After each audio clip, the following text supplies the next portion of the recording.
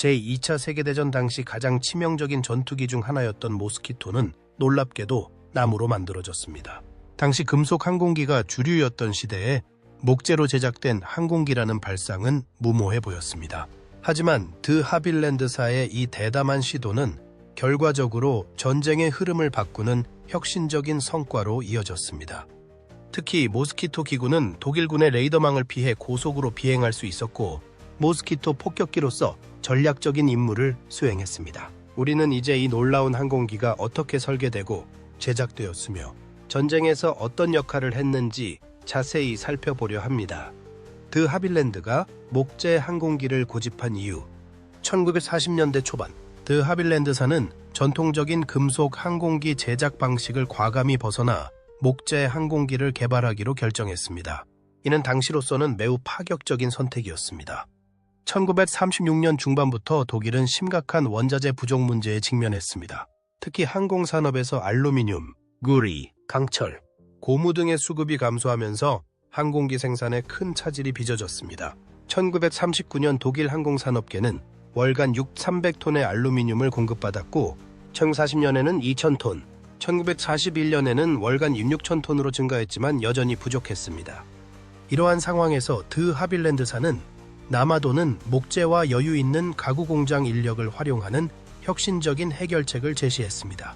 1930년대부터 DH-88 코멧과 DH-91 알바트로스와 같은 혁신적인 고속 항공기를 개발하며 쌓아온 경험과 안정적인 합판 생산 시설을 바탕으로 목재 항공기 개발에 착수했습니다. 드 하빌랜드사는 목재가 가진 여러 장점을 항공기 제작에 효과적으로 활용했습니다. 특히 자사의 특제 항공기용 복합 접착제인 에어로라이트를 개발하여 기존 목공 악교 공법보다 더 높은 구조 강도를 확보할 수 있었습니다. 모스키토의 동체는 혁신적인 방식으로 제작되었습니다. 캐나다산 박달나무 합판 사이에 에콰도르산 발사나무를 끼워 넣어 만든 특수 베니어판은 놀라운 강도와 가벼움을 자랑했습니다. 초기에는 카세인계 악교로 접착했으나 이후 열대 기후에서도 사용할 수 있도록 포르말데히드계 악교로 변경했습니다. 목재의 또 다른 장점은 의외의 생존성이었습니다. 적군의 기관 포탄이 목재의 동체를 관통할 때 착발 신관이 작동하지 않아 단순히 구멍만 내고 지나가는 과관통 현상이 자주 발생했습니다. 더욱 놀라운 점은 당시 금속 전투기만 포착하도록 설계된 독일군의 레이더가 목자의 동체를 제대로 탐지하지 못했다는 것입니다. 드 하빌랜드사의 이러한 혁신은 처음에는 회의적인 반응에 부딪혔습니다. 미국 비치크래프트사는 목재는 더 이상 비행기를 만드는데 적합한 소재가 아니다라며 라이선스 생산 제안을 거절했습니다. 영국 공군도 처음에는 정음속재 폭격기를 고집하며 모스키토 생산을 승인하지 않았습니다. 하지만 실제 테스트에서 모스키토는 놀라운 성능을 보여주었습니다. 1941년 2월 24일 시제기 조보시문 6, 7km 상공에서 최대 속도 630km/h를 기록했습니다. 이는 당시 영국 공군의 주력 전투기인 스피파이어 MK4의 속도를 훨씬 뛰어넘는 수치였습니다. 엔지니어들이 혁신적인 설계를 완성하다 드 하빌랜드사의 엔지니어들은 목자의 항공기의 한계를 뛰어넘는 혁신적인 설계를 완성했습니다. 속도 경주용 항공기를 제작한 경험을 바탕으로 그들은 목재로도 고성능 전투기를 만들 수 있다는 것을 증명했습니다. 드 하빌랜드사는 자체 개발한 에어로라이트 복합 접착제를 사용해 기존 목공 악교 공법의 한계를 극복했습니다. 이 특수 접착제는 열대 기후의 높은 온도와 습도에도 견딜 수 있도록 포름알데히드 계열로 제작되었습니다. 모스키토의 제작 과정은 마치 거대한 프라모델을 조립하는 것과 같았습니다. 좌우로 나뉜 동체를 접착제로 결합하고 중앙 홈의 일체형으로 제작된 날개를 끼워 넣은 뒤 캐노피를 접착하는 방식이었습니다. 동체는 콘크리트 틀 안에서 형태를 잡은 후 수많은 노소에 나사로 보강되었습니다. 날개 역시 목재로 제작되었지만 구조적 강도를 높이기 위해 접합 부위를 최소화했습니다. 엔진실과 조종 관련 부분만이 금속으로 만들어졌습니다. 드 하빌랜드사는 접착제가 빠르게 마르도록 오븐 가열 공법도 개발했습니다. 모스키토의 진정한 혁신은 폭격기임에도 전투기급 속도를 달성한 공기역학적 설계에 있었습니다. 1981년 2월 시제기 조보시문 6, 7km 상공에서 놀라운 속도인 시속 630km를 기록했습니다. 초기 폭격기 버전인 BMK-4도 시속 620km의 최고 속도를 보여주었는데, 이는 당시 영국 공군의 주력 전투기인 스핏파이어 MK5의 속도인 시속 320마일을 훨씬 뛰어넘는 수치였습니다. 더욱 놀라운 것은 최종 진화 버전인 모스키토 BMK-16가 시속 668km라는 경이로운 속도를 달성했다는 점입니다. 이러한 고속 성능은 적 전투기들의 요격을 어렵게 만들었습니다. 설사 적기가 추격에 성공하더라도 막대한 연료를 소모해야 했기 때문에 쉽게 선택할 수 있는 옵션이 아니었습니다. 모스키토의 뛰어난 고공 성능은 직렬 2단 슈퍼차저 덕분이었습니다. 이는 독일군 전투기들의 DB 흑곰윈 엔진과는 차원이 다른 성능을 제공했습니다. 가벼운 기체에 강력한 쌍발 엔진을 탑재함으로써 다른 항공기들보다 더 많은 무장을 자유롭게 탑재할 수 있는 여유도 확보했습니다. FB 파이터 버마 6 버전은 날개를 강화하여 날개 아래에 250딜의 폭탄 2개를, 동체에는 추가로 250파운드 폭탄 2개 또는 로켓탄 8개를 장착할 수 있었습니다. 이후 엔진이 강화되면서 500파운드 폭탄도 탑재할 수 있게 되었습니다. 모스키토 기구가 독일군을 당황시키다. 모스키토 기구는 제2차 세계대전 중 독일군에게 큰 위협이 되었습니다. 이 혁신적인 항공기는 독일군의 방어체계를 무력화시키고 전략적 우위를 확보하는 데 중요한 역할을 했습니다. 모스키토의 가장 놀라운 특징 중 하나는 당시 독일군의 레이더망을 교묘히 피할 수 있는 능력이었습니다. 이는 의도치 않게 얻어진 장점이었지만 전쟁의 흐름을 바꾸는데 결정적인 역할을 했습니다. 목재로 제작된 모스키토의 동체는 금속 항공기와는 달리 레이더 전파를 거의 반사하지 않았습니다. 당시 독일군의 레이더 기술은 주로 금속 전투기를 탐지하도록 설계되어 있었기 때문에 모스키토는 마치 유령처럼 레이더망을 통과할 수 있었습니다. 물론 모스키토가 완전히 레이더에 잡히지 않는 것은 아니었습니다. 엔진과 프로펠러와 같은 금속 부품은 여전히 일부 레이더 신호를 반사했습니다. 하지만 항공기 전체 크기에 비해 이러한 부품들이 차지하는 면적이 작아 레이더 반사 면적 RCS이 크게 줄어들었습니다. 이러한 특성은 독일군의 방공 체계에 큰 혼란을 가져왔습니다. 나치 독일의 레이더 기술 책임자였던 볼프강 마티니는 모스키토의 레이더 신호가 너무 약해 요격을 실시할 수 없는 경우가 자주 발생한다고 헤르만 göring에게 보고했습니다. 이는 모스키토가 독일군의 방어망을 얼마나 효과적으로 무력화시켰는지를 잘 보여주는 사례입니다. 더욱이 모스키토의 목자의 구조는 적군의 공격에도 의외의 생존성을 보여주었습니다. 독일군의 기관포탄이 목자의 동체를 관통할 때 착발신관이 제대로 작동하지 않아 단순히 구멍만 내고 지나가는 과관통 현상이 자주 발생했습니다. 이는 모스키토가 적의 공격을 받고도 임무를 계속 수행할 수 있게 해주는 중요한 요소였습니다. 모스키토의 또 다른 강점은 폭격기임에도 불구하고 전투기에 버금가는 놀라운 속도였습니다. 이러한 고속 성능은 독일군 전투기들의 요격을 매우 어렵게 만들었습니다. 1941년 2월 24일 모스키토 시제기 W450은 7km 상공에서 최대 속도 시속 630km를 기록했습니다. 이는 당시 영국 공군의 주력 전투기인 스핏파이어 MK5의 속도인 시속 320마일을 훨씬 뛰어넘는 수치였습니다. 모스키토의 초기 폭격기 버전인 BMK-4도 시속 620km의 최고 속도를 보여주었습니다.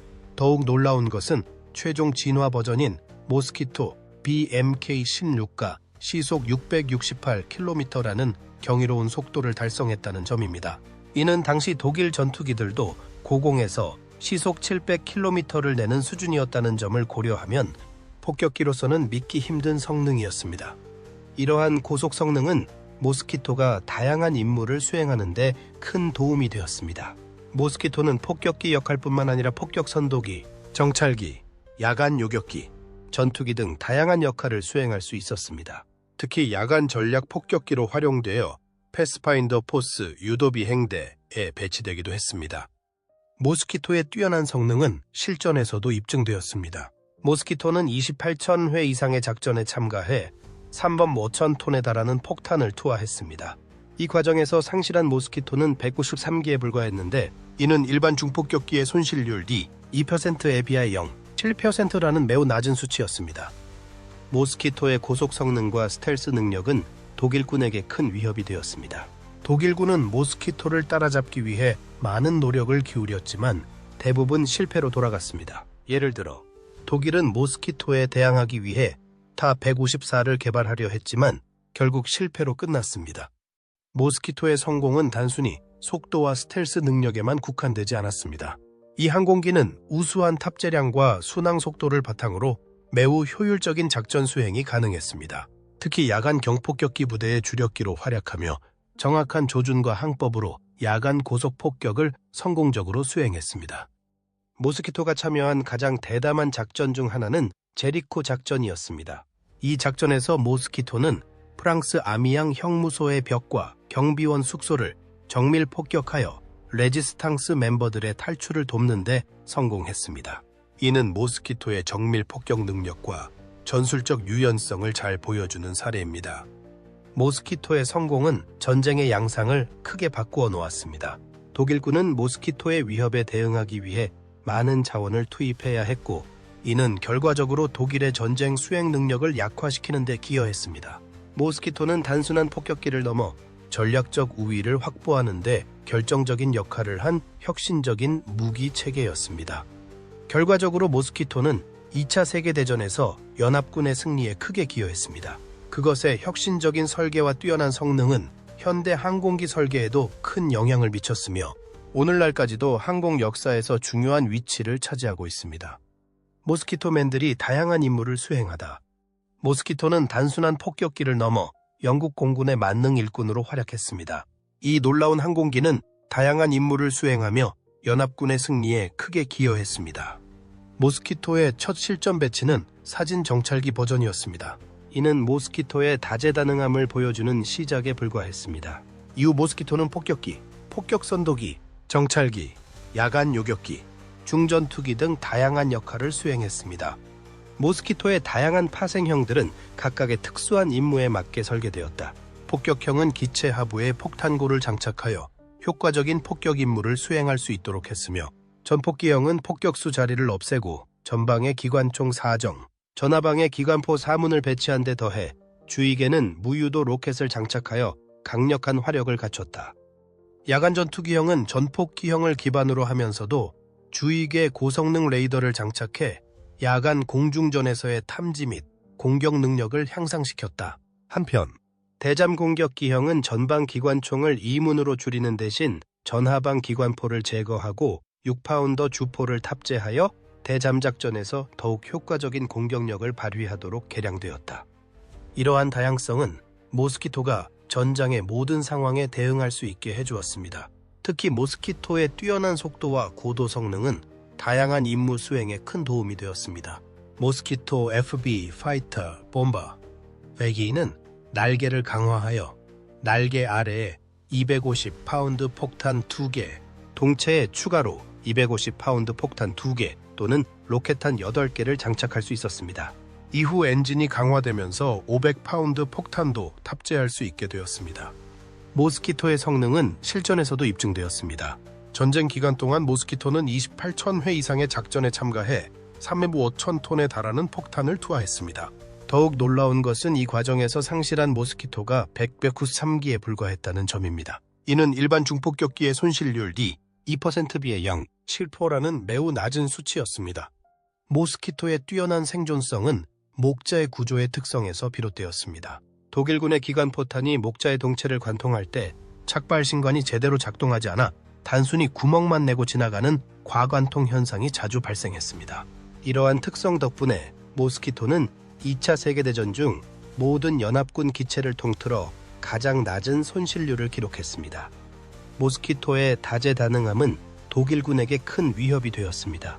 독일 공군 전투기 총감이었던 아돌프 갈란트 중장은 진짜 모기와 마찬가지로 우리를 집요하게 공격했었다고 평가했습니다. 심지어 헤르만 괴링은 우리보다 알루미늄이 풍부한 영국이 나무로 저런 걸작을 만드는데 우리 기술자들은 뭐 하는 건가? 라며 자국 기술자들을 비난했다고 합니다. 모스키토는 야간 전투기로서도 큰 활약을 펼쳤습니다. 특히 야간 전략 폭격기로 활용되어 패스파인더 포스 유도 비행대에 배치되기도 했습니다.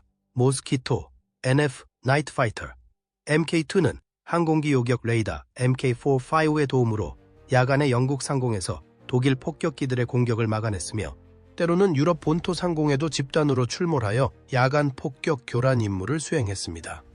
모스키토 NK-MK2의 전과는 놀라웠습니다. 1942년 5월 첫 적기 격추를 기록한 이후 대전 말까지 약 600여 대의 독일 항공기와 600발의 부완 로켓을 격추했습니다. 이는 모스키토의 야간 전투 능력이 얼마나 뛰어났는지를 잘 보여줍니다. 1944년 초부터 모스키토는 폭격사령부의 제100 폭격비행단 소속으로 폭격 지원 임무를 수행했습니다. 이들은 야간 폭격을 저지하는 독일 공군의 야간 전투기들을 저지했으며 독일 전투기 E-58대를 격추시키는 동안 약 70대 정도가 격추되었습니다. 이는 모스키토의 우수한 성능과 생존성을 다시 한번 입증하는 결과였습니다. 모스키토의 야간 전투 능력은 독일군에게 큰 위협이 되었습니다. 독일 공군의 야간 방공 전투기들조차도 영국군 폭격기를 호위하는 모스키토에게 발리기 일쑤였습니다. 이에 독일은 모스키토에 대항하기 위해 목재를 이용한 야간 전투기인 타-154를 개발하려 했지만 결국 실패로 끝났습니다. 모스키토의 성공은 단순히 속도와 스텔스 능력에만 국한되지 않았습니다. 우수한 탑재량과 순항 속도를 바탕으로 매우 효율적인 작전 수행이 가능했습니다. 특히 야간 경폭격기 부대의 주력기로 활약하며 정확한 조준과 항법으로 야간 고속 폭격을 성공적으로 수행했습니다. 모스키토가 참여한 가장 대담한 작전 중 하나는 제리코 작전이었습니다. 이 작전에서 모스키토는 프랑스 아미양 형무소의 벽과 경비원 숙소를 정밀 폭격하여 레지스탕스 멤버들의 탈출을 돕는 데 성공했습니다. 이는 모스키토의 정밀 폭격 능력과 전술적 유연성을 잘 보여주는 사례입니다. 모스키토의 다재다능함은 전쟁의 양상을 크게 바꾸어 놓았습니다. 독일군은 모스키토의 위협에 대응하기 위해 많은 자원을 투입해야 했고 이는 결과적으로 독일의 전쟁 수행 능력을 약화시키는 데 기여했습니다. 모스키토는 단순한 폭격기를 넘어 전략적 우위를 확보하는 데 결정적인 역할을 한 혁신적인 무기 체계였습니다. 모스키토의 성공은 현대 항공기 설계에도 큰 영향을 미쳤습니다. 다목적 항공기의 개념은 모스키토로부터 시작되었다고 해도 과언이 아닙니다. 오늘날의 다목적 전투기들은 모스키토의 유산을 이어받아 다양한 임무를 수행할 수 있는 능력을 갖추고 있습니다. 모스키토의 유산은 오늘날까지도 이어지고 있습니다. 여러 박물관에서 모스키토를 만나볼 수 있으며 복원 프로젝트를 통해 이 전설적인 항공기가 다시 하늘을 날게 되는 날도 머지않아 보입니다. 모스키토는 단순한 항공기를 넘어 혁신과 도전 정신의 상징으로 항공 역사에 길이 남을 것입니다. 독일이 모스키토를 따라하려 하다 모스키토의 놀라운 성공은 독일군에게 큰 충격을 주었습니다. 독일 공군은 이 혁신적인 영국 항공기에 대항하기 위해 자체적으로 목재 전투기를 개발하려는 시도를 했습니다. 하지만 이 과정에서 독일은 목재 항공기 제작의 어려움과 한계를 직접 경험하게 됩니다. 독일의 대표적인 항공기 설계자 쿠르트 탕크는 영국의 모스키토의 깊은 인상을 받아 유사한 개념의 항공기를 개발하기로 결심했습니다. 이렇게 탄생한 것이 포케볼프 타-154 모스키토입니다. 독일군은 이 항공기에 큰 기대를 걸었고 심지어 영국 모스키토와 같은 이름을 붙이기까지 했습니다. 타-154는 모스키토와 마찬가지로 목재를 주재료로 사용했습니다. 기체의 약 50%가 목재로 구성되었으며 제작 과정에는 독일 내 가구 장인들까지 동원되었습니다. 이는 금속 자원이 부족했던 당시 독일의 상황을 반영한 선택이었습니다. 타-154의 설계는 야간 전투기로서의 역할에 초점을 맞추었습니다. 특히 연합군 폭격기를 요격하기 위한 슈로에게 무지크, 슈렉의 무식, 경사 사격 시스템을 탑재했습니다. 이 시스템은 폭격기의 취약한 하부를 공격하는 데 효과적이었습니다. 그러나 타-154의 개발 과정은 순탄치 않았습니다. 처음에는 고속 쌍발 폭격기로 설계되었다가 공군성의 거부로 전투기로 방향을 바꾸는 등 우여곡절을 겪었습니다. 또한 개발이 진행될수록 무장과 장비가 추가되면서 중량이 증가해 속도가 크게 감소했습니다. 초기 모델은 무장된 A219보다도 느렸습니다. 더욱 심각한 문제는 구조적 결함이었습니다. 날개에 금이 가고 동체 외피가 갈라지는 등 치명적인 사고가 잇따라 발생했습니다. 실제로 2대의 A1 모델이 연달아 추락해 대파되는 사고가 일어났습니다. 이는 금속제 항공기에서는 보기 힘든 문제였습니다. 결국 타 에고슈사 프로젝트는 중단되었고 단 한 대만이 실전에 투입되는 데 그쳤습니다. 독일의 야심찬 시도는 실패로 끝났고 모스키토에 대항할 만한 항공기를 개발하지 못했습니다. 타 F-54의 실패를 통해 독일은 목재 항공기 제작의 어려움을 직접 경험하게 되었으며 이 과정에서 여러 가지 문제가 드러났다. 먼저 금속제 항공기가 주류가 된 지 15년이 넘은 시점에서 목공 작업에 능통한 엔지니어를 확보하는 것이 어려웠고 이는 품질 관리와 생산 효율성에 큰 영향을 미쳤다. 또한 양산을 서두르면서 구조재 조립에 필요한 다양한 목재를 충분히 확보하지 못해 항공기의 구조적 안정성이 저하되는 문제가 발생했다. 기술적으로도 한계가 명확했는데 부퍼탈 기술자들이 개발한 목재 압착 기술이 고압 프레스 과정에서 판재가 갈라지는 문제를 해결하지 못했다. 여기에 더해 타 에고슈사 제작에 사용된 태고필름, 티고필름, 접착제가 문제를 일으키며 이는 모스키토가 초기 제작 과정에서 겪었던 접착제 문제와 유사한 상황이었다. 전후 연합군의 분석에 따르면 타 154의 목재 조립 방식이 지나치게 단순하여 복잡한 항공기 구조를 지탱하기에 부족했을 가능성이 제기되었으며 1944년 6월 이후 접합 부위가 부실해져 연이어 추락 사고가 발생한 것은 습도와 온도 변화 같은 환경적 요인에 목재 구조가 취약할 수 있음을 보여주었다. 이러한 문제들로 인해 타 154는 예정된 성능을 내지 못했고 결국 실패작이 되고 말았습니다. 특히 제1약-안전투항공단 NJG-1의 사령관이 이 기체를 착륙시키는 과정에서 사고가 나 기체가 파손된 사건은 타 154에 대한 신뢰를 크게 떨어뜨렸습니다. 반면 영국의 모스키토는 이러한 문제들을 성공적으로 극복했습니다. 드 하빌랜드사는 자체 개발한 에어로라이트 복합 접착제를 사용해 기존 목공 악교 공법의 한계를 극복했고 캐나다산 박달나무 합판과 에콰도르산 발사나무를 조합한 특수 베니어판으로 강도와 가벼움을 동시에 확보했습니다. 독일의 실패와 영국의 성공은 단순히 기술적 차이만이 아닌 전체적인 접근 방식의 차이를 보여줍니다. 드 하빌랜드사는 1930년대부터 혁신적인 고속 항공기를 개발하며 쌓아온 경험과 안정적인 합판 생산 시설을 바탕으로 모스키토를 개발했습니다. 반면 독일은 급하게 모스키토를 모방하려 했고 이 과정에서 많은 어려움을 겪었습니다. 이러한 경험은 독일 항공산업에 큰 교훈을 남겼습니다. 헤르만 괴링은 우리보다 알루미늄이 풍부한 영국이 나무로 저런 걸작을 만드는데 우리 기술자들은 뭐 하는 건가? 라며 자국 기술자들을 비난했다고 합니다. 이는 단순한 기술의 차이가 아닌 혁신적 사고와 체계적인 접근의 중요성을 보여주는 사례입니다. 결과적으로 타 154의 실패는 독일의 전쟁 수행 능력에도 영향을 미쳤습니다.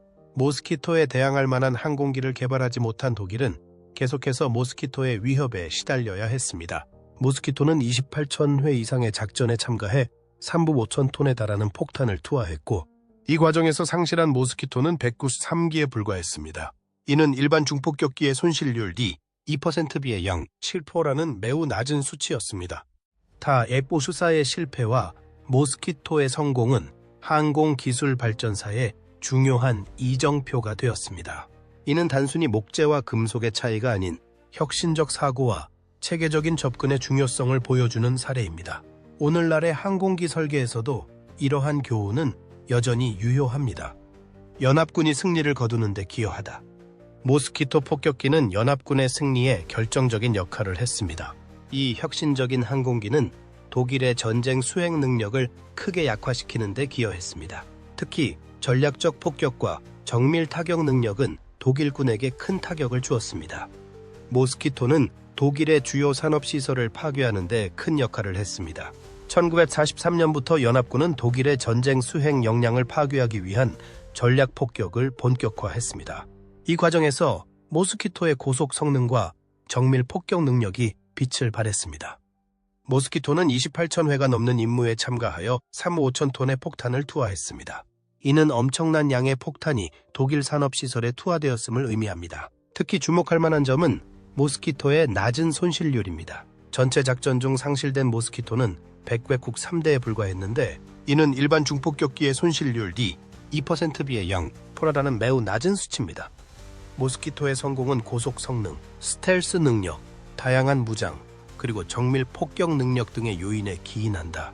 모스키토 BMK-19는 시속 668km라는 놀라운 속도를 달성했으며 이는 당시 독일 전투기들조차 고공에서 시속 700km 수준을 기록하던 점을 고려하면 폭격기로서는 이례적인 성능이었다. 또한 목재로 제작된 동체 덕분에 레이더 전파를 거의 반사하지 않아 독일군의 감시망을 쉽게 통과할 수 있는 스텔스 능력을 갖추고 있었다. 무장면에서도 강력했는데 모스키토 FB-29는 날개 아래와 동체에 각각 250파운드 폭탄을 장착할 수 있으며 이후 엔진이 강화되면서 500파운드 폭탄도 운용할 수 있게 되었다. 더불어 정밀한 조준과 항법을 활용한 야간 고속 폭격 임무를 성공적으로 수행하며 폭격기로서의 효율성을 극대화했다. 이러한 능력을 바탕으로 모스키토는 독일의 주요 산업시설을 효과적으로 파괴할 수 있었습니다. 특히 루르 공업지대, 베를린, 리베크, 코엘르은, 함부르크, 드레스덴 등 독일의 핵심 산업 도시들이 모스키토의 주요 타깃이 되었습니다. 모스키토의 전략적 폭격은 독일의 전쟁 수행 능력에 심각한 타격을 주었습니다. 1943년부터 1944년까지 독일 공군은 서부 전선에서만 14,720대의 항공기를 손실했는데 이는 동부 전선에서 잃은 항공기의 6배에 이르는 수치였습니다. 이는 모스키토를 비롯한 연합군의 전략 폭격이 얼마나 효과적이었는지를 잘 보여줍니다. 더욱이 모스키토의 성공은 독일군의 자원 배분에도 영향을 미쳤습니다. 독일은 모스키토의 위협에 대응하기 위해 많은 자원을 방공에 투입해야 했고 이는 결과적으로 다른 전선에서의 전력 약화로 이어졌습니다. 모스키토의 정밀 폭격 능력은 게슈타포 본부 폭격 작전에서 극적으로 입증되었습니다. 이 작전은 모스키토의 전술적 유연성과 정확성을 잘 보여주는 사례입니다. 1943년 3월 21일 28대의 무스탕의 엄호하에 18대의 모스키토 폭격기가 덴마크 코펜하겐에 있는 게슈타포 본부인 쉘하우스를 폭격했습니다. 이 작전은 매우 위험하고 복잡한 임무였지만 모스키토의 뛰어난 성능 덕분에 성공적으로 수행될 수 있었습니다. 작전의 주요 목표는 게슈타포 본부를 파괴하여 나치의 정보 및 억압 활동을 저지하고 덴마크 레지스탕스 멤버들의 탈출을 지원하는 것이었다. 이를 통해 레지스탕스의 지속적인 활동을 보장하고 나치의 감시망을 무력화하려는 전략적 의도가 있었다. 하지만 이 작전에서 예상치 못한 비극도 있었습니다. 폭격 과정에서 근처에 있던 프랑스 학교가 피해를 입어 153명의 시민과 엘실류 군명의 어린이가 사망했습니다. 특히 사망자가 많았던 것은 지붕의 감옥에 있던 레지스탕스들을 인질로 두었기 때문이었습니다. 이 사건은 전쟁의 잔혹성과 정밀 폭격의 어려움을 동시에 보여줍니다. 하지만 이러한 비극에도 불구하고 이 작전은 전술적으로는 성공적이었다고 평가됩니다. 게슈타포 본부가 파괴되면서 나치의 정보 수집 및 억압 활동에 큰 타격을 주었기 때문입니다.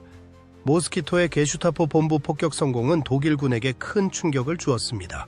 이후 모스키토는 게슈타포 킬러라는 별명을 얻게 되었고 독일군은 모스키토의 위협에 더욱 민감하게 반응하게 되었습니다.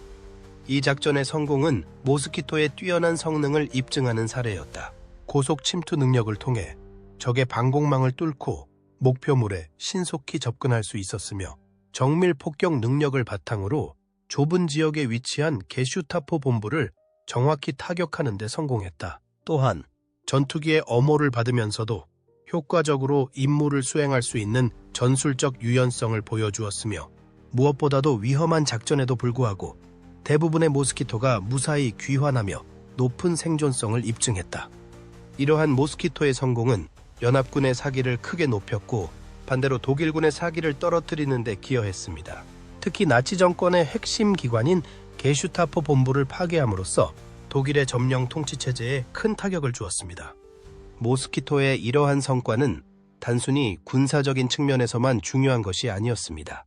이는 심리전의 측면에서도 큰 의미가 있었습니다. 독일군은 모스키토의 위협 때문에 항상 긴장 상태에 있어야 했고, 이는 전쟁 수행에 큰 부담으로 작용했습니다. 결과적으로 모스키토는 연합군의 승리에 결정적인 기여를 했습니다. 전략적 폭격을 통해 독일의 산업시설을 파괴하고 정밀 타격으로 핵심 시설을 무력화시키는 등 다양한 방면에서 큰 역할을 수행했습니다.